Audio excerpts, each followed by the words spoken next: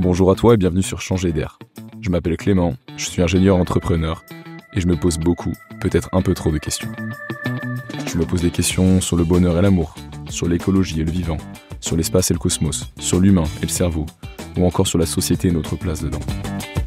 Et plus récemment, face à la crise écologique, je me demande ce que je peux faire et comment avoir un impact. Je me demande comment contribuer à la construction d'un monde que nous serons fiers de transmettre à nos enfants. Alors pour trouver des réponses et pour explorer des pistes concrètes, je vais chaque semaine à la rencontre de celles et ceux qui ont des idées, qui bâtissent un futur qui donne le sourire et qui m'inspire. Et spoiler alerte, on a plein de réponses et de bonnes raisons d'espérer. J'espère qu'écouter leurs témoignages t'aidera à trouver des réponses, à avancer sur ton chemin et peut-être même à changer d'air. Bonne écoute.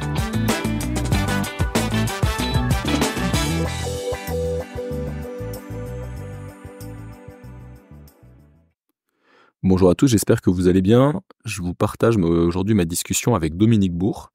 Dominique est philosophe et professeur à l'université de Lausanne. Il dirige la collection L'écologie en question et la revue en ligne La pensée écologique, et il préside également le conseil scientifique de la Fondation pour la nature et l'homme. Vous l'aurez compris, on va parler écologie, on va parler philosophie, et concrètement, on va d'abord, Dominique m'explique comment il est arrivé à la philosophie et ce qu'il y a appris. Il m'explique ensuite la pensée, concrètement la pensée, d'où elle vient, comment elle s'inscrit dans un cadre, dans un paradigme.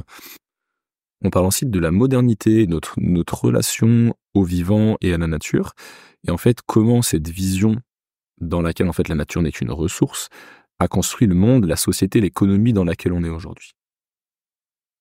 Également, Dominique évoque la relation des Grecs à l'argent et à l'économie, et on voit qu'elle est tout à fait différente que la relation qu'on a aujourd'hui. Et enfin, pour voir en fait les solutions, on parle du chemin que nous, en tant que société, devons prendre pour sauver le vivant et la terre. Et donc, il y a un chemin qui est en deux gros piliers: la sobriété, bien sûr, la limitation de notre consommation de façon intelligente et qui pour moi, en fait, est une source de joie. Et on parle aussi de l'adaptation, bien sûr, de nos pratiques pour être compatibles à la nature. Voilà, j'espère que la discussion vous plaira autant que moi, et je vous souhaite une bonne écoute. Dominique Bourg, bonjour. Bonjour Clément. Merci beaucoup d'être là avec moi aujourd'hui. On a réussi à trouver un créneau. Écoutez, je sais qu'il y a plein de sujets en fait que vous traitez depuis le début de votre vie, mais est-ce qu'on peut commencer par juste vous présenter et peut-être expliquer qui vous étiez enfant, peut-être même, et comment vous êtes arrivé à la philosophie? Oh là là, c'est une longue histoire. Alors déjà, on va partir du présent. J'étais professeur à l'université de Lausanne. Donc je suis, comme on dit en Suisse, professeur honoraire. C'est un peu différent des mérites, c'est-à-dire qu'on est jusqu'à la tombe. Ok. Je ne sais pas là. Donc, effectivement, je suis philosophe de formation, même si j'ai investi d'autres disciplines et j'ai enseigné. La dernière université où j'ai enseigné, c'était celle de Lausanne, donc une quinzaine d'années. Alors, d'où vient cette vocation pour la philosophie? Alors, c'est très marrant parce qu'on a commencé à parler de religion et c'est pas sans lien avec ça. Jusqu'à la classe de troisième, je ne lisais rien. J'étais le désespoir de mes parents, qui étaient pourtant pas de très grands lecteurs non plus, mais enfin voilà, ils se trouvaient ça bizarre. Un garçon qui ne lit rien. Et puis, je me suis mis à lire pendant les vacances, entre la classe de troisième et la classe de seconde. Et là, j'ai découvert la philo. Et c'était une véritable passion. Avec qui? Alors, en fait, j'ai découvert en lisant, c'est une collection qui n'existe plus. Il y avait une petite, alors j'étais gamin, hein, j'avais 14-15 ans, hein, et donc, je lisais des textes, à l'époque, c'était une collection au seuil qui s'appelait Microcosme, je crois. Et en fait, il y avait la présentation d'un auteur, et puis ensuite, ça n'existait plus, hein, la présentation d'un auteur, et ensuite, un certain nombre d'extraits. D'accord. Donc, j'ai commencé à en dévorer, mais j'en ai dévoré des dizaines. Voilà, on va commencer par les Grecs, Platon, Aristote, machin, je sais pas si ça existait là, mais enfin bon, je me souviens plus. Et puis je suis remonté chez les modernes. J'ai commencé aussi à lire un certain nombre de grands écrivains, Dostoïevski et tout. Et puis dès la classe de seconde, je voulais être philosophe. Okay. C'est une sacrée transition. Ouais. Voilà. Et bon, c'était probablement purement fantasmatique, mais finalement, c'est ce qui a fini par se produire. Donc, c'est venu de la lecture, et effectivement, d'une interrogation sur les religions. Alors, moi, je suis né en 53, donc ça remonte, hein, c'est le siècle dernier, même le milieu du siècle dernier. Et la conjoncture générale n'a rien à voir. Quand je suis enfant, la religion est vraiment quelque chose, le catholicisme en France, là où je suis né, était quand même très présent, qui est très pesant, et en fait, ça fait partie du monde tel qu'il existe quand vous commencez à vous développer. Donc, le monde intègre ça, et il y a une espèce d'évidence. Alors, évidemment, d'avoir pris le chemin de la philosophie, ça fait que cette évidence, elle a fini par s'effriter un peu. Mais disons, voilà, c'est vraiment ces interrogations sur la religion qui m'ont permis d'entamer ce parcours philosophique. Et puis, le premier livre que j'ai publié s'appelait Transcendance et discours. Alors, on cherche pas le chaland, hein, on cherche pas le lecteur avec un titre pareil. Mais bon, ça concernait déjà la religion. Et puis, il y avait une intuition dans ce livre que j'ai redéveloppé encore récemment, mais sous une forme différente. Donc, effectivement, alors plus du tout lié à une religion particulière, mais avec une réflexion sur ce qu'est la spiritualité, qu'est-ce que c'est que la pensée, parce que c'est très curieux, la pensée. Hein. Je vais vous rappeler ce fragment de Pascal que j'adore. Hasard donne, hasard ôte les pensées, il n'est point d'art pour les conserver. C'est-à-dire que la pensée, c'est une sorte de jaillissement, hein, et elle arrive comme Athéna dans votre esprit, toute casquée. Et ok, mais d'où ça vient Et voilà, et ça, c'est une interrogation un peu on est tout ça vient la pensée. Comment ça fonctionne? C'est vraiment très bizarre. Ça apparaît comme ça, puis on voit bien que on pense toujours dans une époque, on pense en fonction d'un cadre. Alors tous les talents qu'on peut exprimer, on les exprime dans un cadre donné. Si Mozart était né chez les Hakka, donc c'est un peuple pygmée, bah, il aurait été un virtuose de la polyphonie pygmée, qui est magnifique, hein, et qui est très très très savante, mais il n'aurait pas écrit Così fan starte. Ça ressemble à quoi la polyphonie pipi? Oh, alors je suis pas musicien moi-même non, c'est de la polyphonie, c'est-à-dire que vous avez un même chant qui est chanté, on commence pas tous en même temps, et donc il y a plusieurs voix. Mais alors il faut qu'il y ait l'harmonie, hein, c'est assez compliqué. Alors il y a beaucoup de sons style l'onomatopée aussi, etc. C'est aussi danser en même temps, et c'est vraiment magnifique. Hein. Et donc voilà, c'est un petit peu la question qui m'aura tenu toute ma vie. Et vous avez une brique de réponse, surtout bien avancée aujourd'hui? Ah, bah oui, par exemple, j'ai repris ce genre de questionnement avec une nouvelle terre, Marie en 2018, puis qui était republié au PUF, là, dans la collection Paul Schlepper. Je mettrai le lien du livre Nouvelle Terre dans la. Ouais, voilà. Donc, il existe en quadrige, il faut vraiment donner cette référence maintenant, donc, au PUF. Et puis, avec le livre, avec cette, amie, Sophie Svaton, Primauté des vivants, c'est toujours cette quête, et en quelque sorte, je la reprends avec, un livre qui sortira, là, dans quelques mois sur la question du mal. Bah, en fait, les sous-jacents à la pensée, il y a ce qu'on appelle le pensable. Alors, l'expression est paradoxale parce que précisément le pensable, c'est ce que je ne peux pas penser. C'est ce qui supporte, c'est ce qui porte ma pensée. Et le pensable, comme on n'y accède pas, comment on peut en parler? Bah, pas des indices. Et un indice, c'est par exemple ce qu'on appelle la question des paradigmes, c'est-à-dire que toute l'histoire de l'humanité, bon, alors ça fonctionne par civilisation maintenant, ça a tendance à se globaliser, mais on va prendre par exemple la modernité. Quand la modernité naît, c'est deuxième moitié du XVIe siècle, hein, ça s'affirme très fermement et de manière au plus précise au début du XVIIe siècle. Les premiers penseurs modernes pensent qu'en fait ce qui nous entoure, ce n'est que de la matière. Ouais. En fait, c'est comme si Dieu avait aspiré toute forme d'esprit. Les plantes, les animaux sont des machines. Et notre esprit n'est qu'une conséquence de la matière. Alors, non, pas au départ, pas du tout. Au départ, il y a deux substances, hein, comme chez Descartes. Il va mettre ça en forme. La substance pensante et la substance étendue. Okay. Et donc, en fait, il y a que Dieu qui absorbe presque la totalité de la pensée. Les hommes participent à cette nature divine, mais les plantes, les animaux ne sont que des machines. En fait, c'est totalement contre-intuitif. Et ce qui est assez curieux, bien, cette pensée qui a une préfiguration dans l'Antiquité, mais elle se réaffirme au XVIe siècle d'une façon un petit peu différente par rapport à l'Antiquité. Et en fait, ce qui est très curieux, c'est que il y a plusieurs grandes figures savantes de l'Europe savante du XVIe siècle pour qui ça devient évident. Alors pourquoi? On rentre dans ce paradigme. Ah oui, alors ça s'impose, c'est une évidence, alors que c'est totalement contrefactuel, c'est toute la pensée antérieure le dit rigoureusement le contraire, depuis Aristote, et donc Platon, Aristote, et c'est les matérialistes grecs qui vont amener ça, mais encore une fois, ça revient dans une configuration complètement différente, et petit à petit, ils vont se connaître. Ça va constituer ce qu'on appelle la République des savants, hein, et aussi la République des lettres, et puis ils vont imposer ça à tout le monde. Et tout le monde va penser à partir de ça. Un monde matériel. Un monde qui n'est que matière. En fait, si vous voulez, ce qui existe, c'est simplement des particules. Alors, on n'est pas les atomes, ça faut attendre la fin du 19e siècle, mais c'est le mathématicien là, on raconte ça, ou Leibniz, si vous voulez, c'est des particules en continu, hein. Et tout ce qui existe sur Terre n'est que le résultat d'un agrégat de ces particules avec la force mécanique. Et Lamarck va reprendre ça pour le vivant, pour la biologie, et toute la modernité va se construire là autour. Et effectivement, au bout d'un moment, la chyclote divine, basta, tout n'est que matière.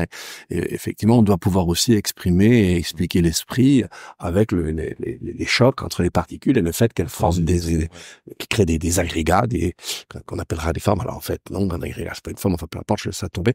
Et ça, c'est le paradigme qui s'impose. Et là, on a déjà une petite forme de réponse. On voit bien que déjà, un individu, il n'est pas au sens des catégories qui permettent de penser le monde. Un individu n'est pas à l'origine. On ne maîtrise pas. C'est en fait ce à partir de quoi on va penser, ce qui est très différent. Et ce à partir de quoi on va penser, on ne le pense pas, on le reçoit. Et c'est ça qui va mettre en forme toutes nos pensées, et derrière, qui va mettre en forme la société. La société moderne, elle est incompréhensible sans le paradigme dualiste qui s'impose dans la deuxième moitié du XVIe siècle. Donc là, on a déjà une petite idée de la question du pensable, puis on va montrer, oui, mais effectivement, les animaux, ils ont des représentations. Les plantes, on s'aperçoit que c'est d'autant plus complexe, et que effectivement, alors, c'est pas si on parle de pensée au sens de représentation humaine, mais si on parle de pensée au sens du pensable, oui, il y a probablement que peut-être aussi quelque chose de cet ordre-là dans le végétal, et petit à petit, on arrive à une espèce de néo-animisme très différent de l'animisme. Tout le vivant peut penser, en fait. Voilà, le vivant est pensant. Ok. En tout cas, il est un peu conscient. Alors, mot conscience, c'est particulier, c'est effectivement aussi une certaine forme de rapport à la pensée. Le pensable, c'est ce qui est en deçà de la conscience. D'accord. Merci pour cette réponse. Voilà. Bon. Je regardais un reportage un peu sur la musique et les vibrations, et où où la vision, ou la proposition, c'est de dire, en fait, comme l'univers n'est que vibration, n'est que quantique, en fait, la tête est quasiment une antenne qui capte ces vibrations, et les pensées viendraient de ces vibrations. Oui, dit une autre. non, c'est pas différent. Au contraire, c'est très proche. C'est-à-dire, c'est l'idée, par exemple, que le cerveau n'est pas le producteur de la pensée, mais il est avant tout un récepteur. Et que effectivement, la pensée humaine, en fait, la posture métaphysique, et d'ailleurs que je vous dis, c'est ce qu'on appelle le monisme. C'est-à-dire, il y a qu'une réalité. Il y a ça chez Spinoza. Alors lui, bien sûr, une infinité de modes, mais laissons ça pour le moment. En tout cas, nous, on a accès à deux modalités, la modalité matérielle et la modalité mentale, spirituelle, etc.,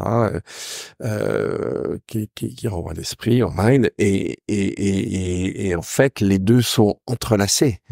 Et la pensée et matière sont comme les deux aspects de la réalité, et les sciences n'accèdent qu'à la partie matérielle, mais finalement la matière finit par être tellement ténue et tellement paradoxale qu'elle est très proche de l'esprit. Peut-être le moment où on sera... c'est intéressant.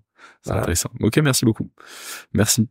Et l'écologie dans tout ça, comment est-ce que vous finissez Elle a un lien avec tout ça, parce que en fait, qu'est-ce qui se passe au XVIe, au XVIIe siècle? Les êtres humains se mettent en dehors de la nature.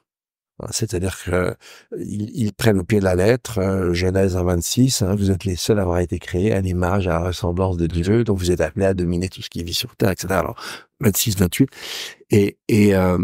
Et là, c'est ça qui est assez intéressant. La modernité, elle va finir par absorber la religion et la nier, mais elle naît avec elle. Sans la cosmologie chrétienne, il n'y a pas de mécanisme moderne.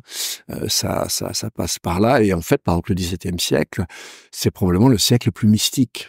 C'est assez étonnant.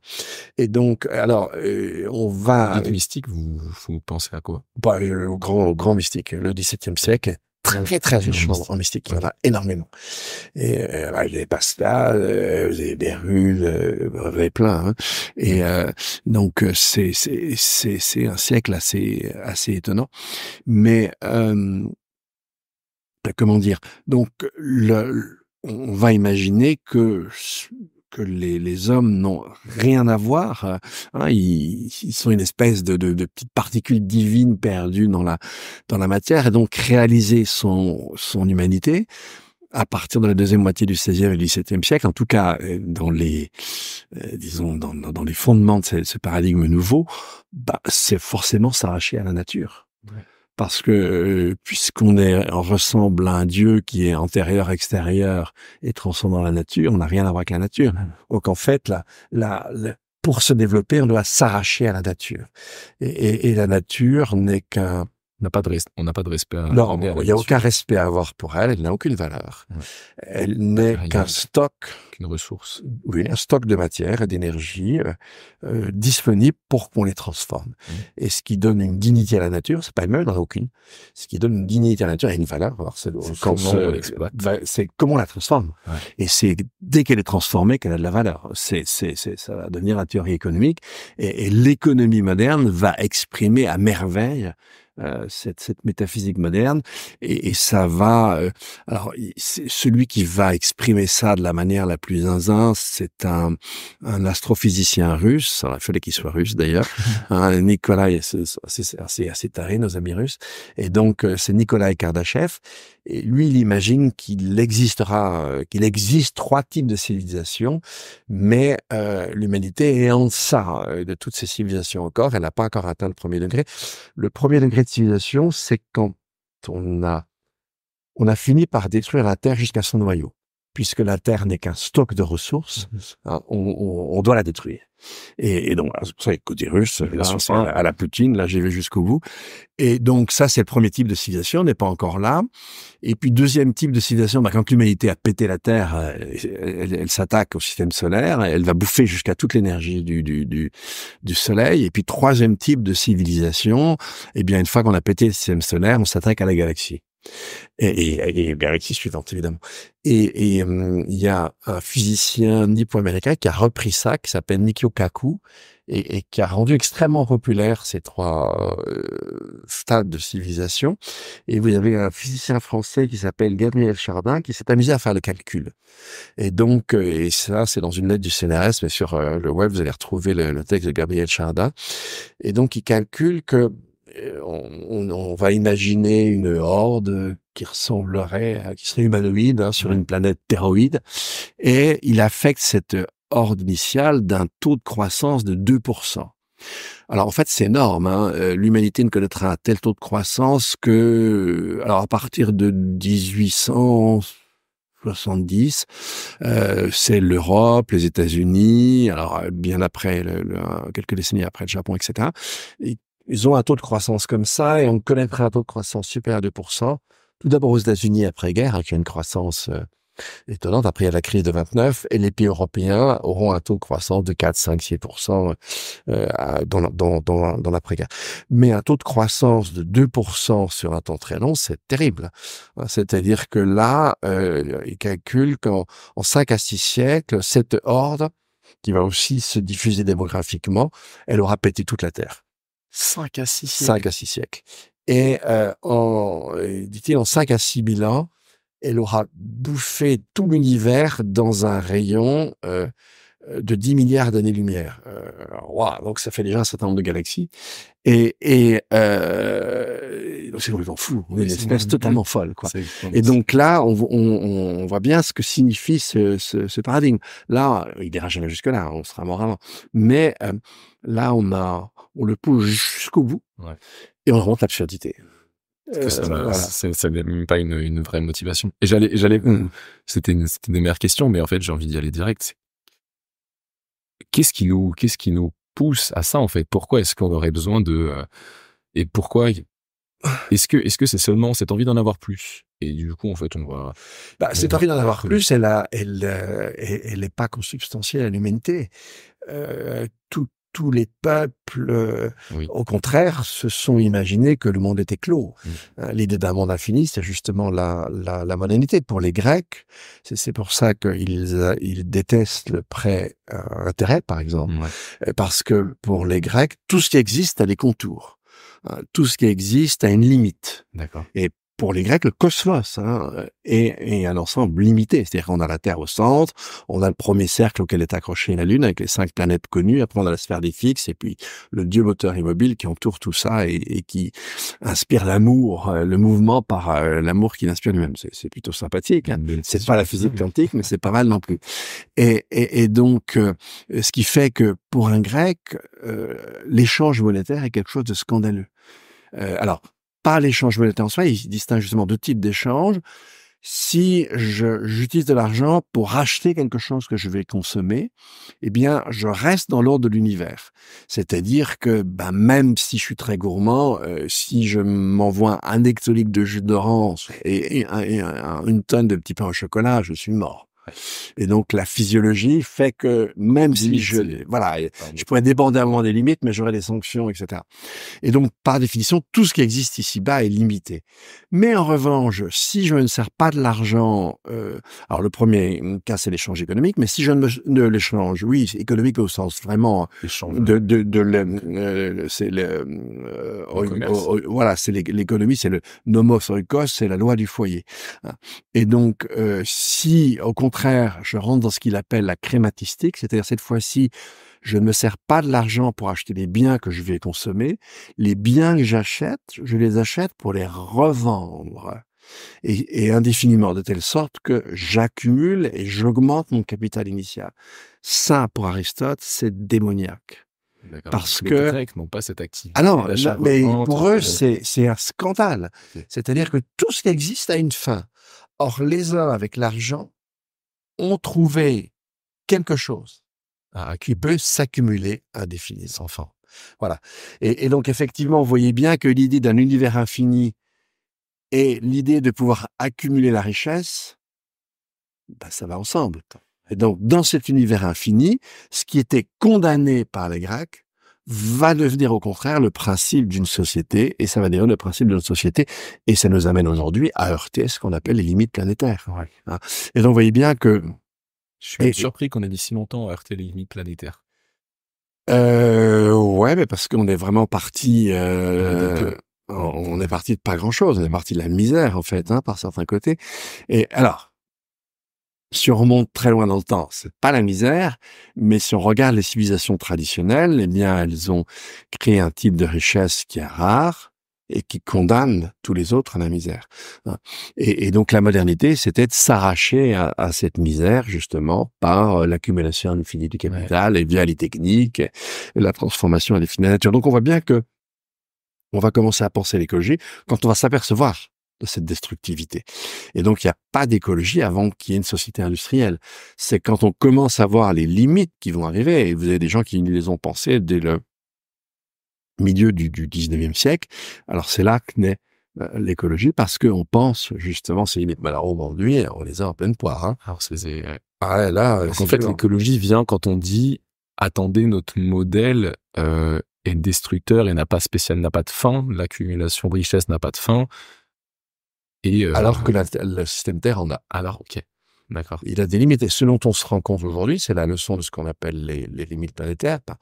C'est si on veut continuer à vivre sur Terre, on doit baisser drastiquement nos flux d'énergie, nos flux de matière, c'est-à-dire produire beaucoup moins de biens, aménager beaucoup moins d'infrastructures. Alors, il y a d'autres aspects, si on a le temps, on y reviendra. Mais, et en même temps, en fait, redonner toute sa place à la nature. Sans ça, on n'y arrive pas. C'est-à-dire que ce que montrent les limites planétaires, c'est qu'on perturbe les 6 grands cycles biogéochimiques et finalement, ça rend simplement la Terre inhabitable. Et on va crever. Bon. Si on fait rien. Mais bon, avec les élites d'aujourd'hui, on n'est pas prêt à faire. Hein. Ça, c'est dans le, disons, à la base de la société que ça bouge aujourd'hui. Ça bouge pas beaucoup en haut. Hein. Et c'est logique dans le sens où en fait les élites, mais comme nous et comme la majorité, ont cette vision qu'on vient de décrire, cette vision. Ah, oui, non. Elles sont nées là-dedans, probablement. Si on écoute ce cher Macron, ben voilà, lui, il n'en est pas sorti. Et ben oui, la décroissance est encore. Ça n'a pas de sens. Pour ces gens-là, ça n'a absolument aucun sens. Ce serait une mauvaise idée. C'est une idée dangereuse. Ouais. Et donc la solution, on disait sobriété, mais est-ce que la seule chose qu'on puisse souhaiter, en fait, c'est de tous atteindre une sobriété de consommation. C'est la seule chose ou pas? Enfin, pas la seule chose, mais c'est une chose fondamentale. C'est-à-dire que oui, si on veut que la nature refonctionne, que la Terre soit à nouveau viable, que les autres êtres vivants reprennent la place qui est la leur, etc. Parce que l'enjeu de l'écologie, on est d'accord, et je vous cite, c'est de sauver le vivant. Ah oui, complètement. Et en sauvant le vivant, en sauvant l'harmonie parfaite qui existe sur la Terre, qui permet aux vivants de... Parfaite, pas forcément. Il y a eu 5 grandes extinctions et ces hommes n'y étaient pour rien. Mais en tout cas, la nature, elle a à chaque fois redémarré. Et elle a reproduit une diversité.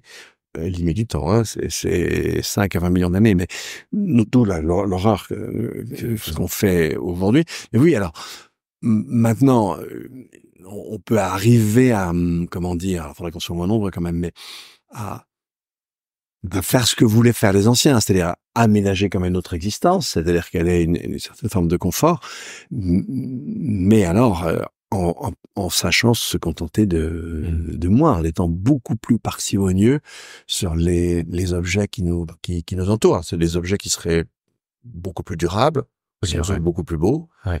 Regarder le coût de chaque confort et en fait garder que ceux qui n'ont pas un coût trop élevé peut-être.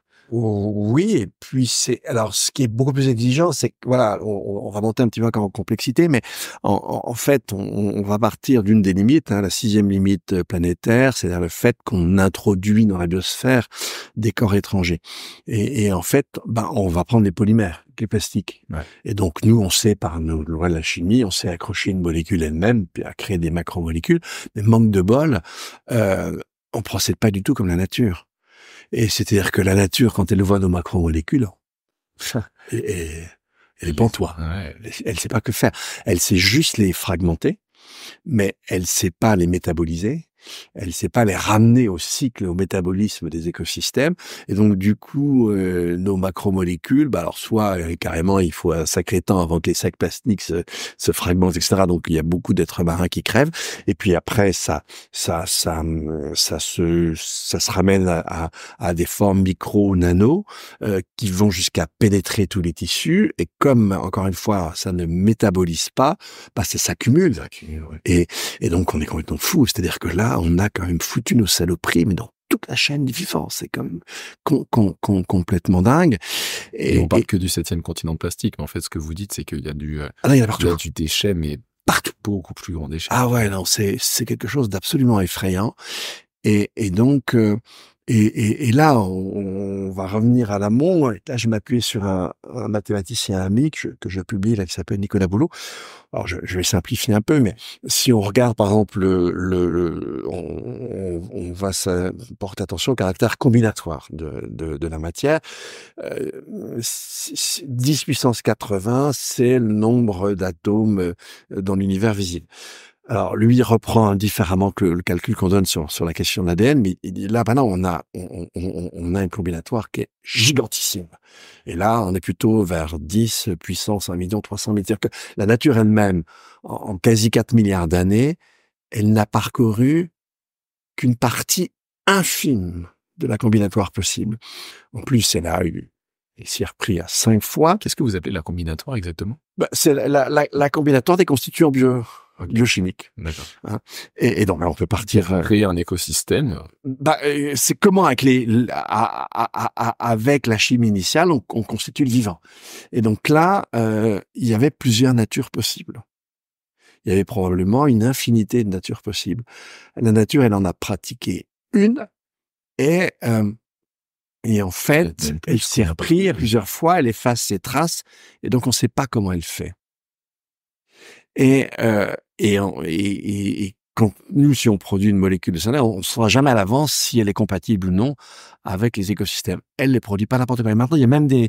Et donc, en fait, si vous voulez, il y a une combinatoire totale. Et effectivement, nous, quand on produit des macromolécules de synthèse, les macromolécules du vivant, elles sont liées à l'être vivant. Si l'être vivant disparaît, elles disparaissent. Ouais, ok. Ce que ne font pas nos polymères artificiels.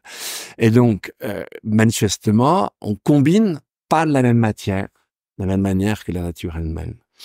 Et en fait, on produit une autre nature possible. Et manque de bol, elle n'est pas compatible Avec la nôtre. avec la nature référente. Celle qui, en plus, est en nous. Et c'est celle qui est en nous, ce qui fait d'ailleurs qu'on bouffe des plastiques, des polymères, et chacun, on ingère à peu près le poids d'une carte bancaire par semaine. Donc, voilà.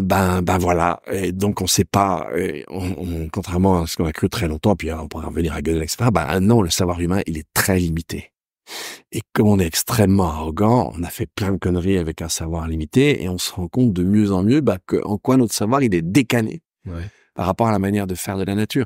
Donc, voilà, du coup, vivre de manière plus harmonieuse dans le monde, on va déjà commencer par réduire, etc. Et puis, on a une voie d'apprentissage infinie devant nous. Ah, donc en fait, la première voie, c'est la sobriété, réduire nos consommations, nos ponctions. Voilà. tout cela. Et la deuxième, c'est d'adapter parce qu'en fait, il nous manque un grand... oui, mais par exemple, si je regarde l'agroécologie ou la bio, si on veut, on a réussi. C'est-à-dire que si on regarde la révolution néolithique, c'est quand même curieux. Je regarde, faut pas que je t'arrive. Si je regarde la révolution néolithique, ils sont quand même bizarres, nos aïeux, quoi, parce qu'ils sont mis en tête sur une même surface, qu'il n'y ait qu'une seule plante. Complètement absurde. Un écosystème résiste parce que il y a des plantes qui abritent dans la racine des nodules qui vont permettre de faire venir des bactéries qui vont pouvoir justement capter l'azote et le rendre disponible pour les plantes. Il y a des plantes qui vont attirer le prédateur des plantes. C'est un écosystème. C'est ça qui donne cette résilience de la nature. Voilà. Et donc, alors on s'est aperçu que certains anciens l'avaient compris. Par exemple, les aborigènes, ils ont un type d'agriculture où ils ont ça. On va voir la milpa. Là, c'est les femmes d'Ixtec qui pratiquaient ça. Ça ressemble à de la permaculture, des petites buttes. C'est une petite surface dans le jardin avec une culture très intensive, mais évidemment sans aucun engrais parce que précisément on a un mélange de plantes qui va donner satisfaction. L'agroforesterie, c'est très vieux et c'est le même principe. Alors c'est réinventé dans les années 30, c'est réinventé par Hollengren avec la permaculture, par Fukuoka, l'agriculture sauvage au Japon, etc. Et on a compris maintenant. Sauf la FNSE, c'est dommage, mais en dehors de ça, tout le monde a compris. Et donc là, là, on apprend à produire notre nourriture d'une façon qui est compatible avec la nature. Donc voilà, c'est vraiment important et en fait on va même terminer là-dessus. Si vous voulez, on peut pas dire, je vous parlais de l'évangile de Marie, je sais pas si c'était peut-être avant qu'on enregistre, mais on peut pas dire qu'il y avait aucune domination avant le néolithique, c'est sans doute une ânerie. Mais ce qu'on peut dire, c'est qu'avec le néolithique, elles se sont vraiment durcies. Alors, la domination de la nature, c'est très clair. Même là, j'ai découvert ça il y a pas très longtemps, un mythe amérindien qui exprime en quoi l'agriculture était une domination dangereuse de la nature. C'est quand même assez intéressant. Donc, avec ils ont la Pachamama qui doivent respecter. Voilà. Alors, alors le respect de la nature est quelque chose de très important. Et la spiritualité, c'est vivre en harmonie avec la nature. Mais ce que je veux dire simplement, c'est que je vais aller très vite, c'est que au néolithique, il y a 3 formes de domination qui se sont au moins durcies. Alors, la domination de la nature, c'est probablement plus que durci parce qu'avec l'agriculture, on s'est mis dans une relation très différente avec la nature. Mais la domination des riches sur les pauvres avec l'esclavage, pas évident qu'il n'ait pas existé avant, mais en tout cas, il va s'imposer quasiment sur la planète entière. C'est-à-dire que au début, on a des communautés agraires, ça finit par déboucher sur les empires agraires qui sont tous esclavagistes et ça va se répandre dans le monde entier. Et puis, le patriarcat. Et une domination extrêmement sauvage d'un genre sur l'autre. Donc, en fait, je dirais que le programme de l'écologie aujourd'hui, c'est refaire le néolithique, se détricoter et lui redonner une impulsion, une orientation différente. D'accord.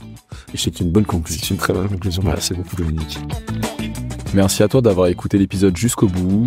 J'espère du fond du cœur que tu es plein d'énergie, que tu as le sourire et que tu repars avec des réponses et inspiré par notre invité. Bon, j'écoute aussi des podcasts et je sais qu'on a la flemme de le faire, mais ça prend vraiment moins d'une minute. Alors si tu peux liker et t'abonner à Changer d'air, merci beaucoup. Ça lui donnera de la force et de la visibilité. D'ailleurs, si tu as des retours, des questions ou des idées, n'hésite vraiment pas à me les remettre en commentaire ou à me les envoyer par mail. L'adresse est dans la description. À la semaine prochaine!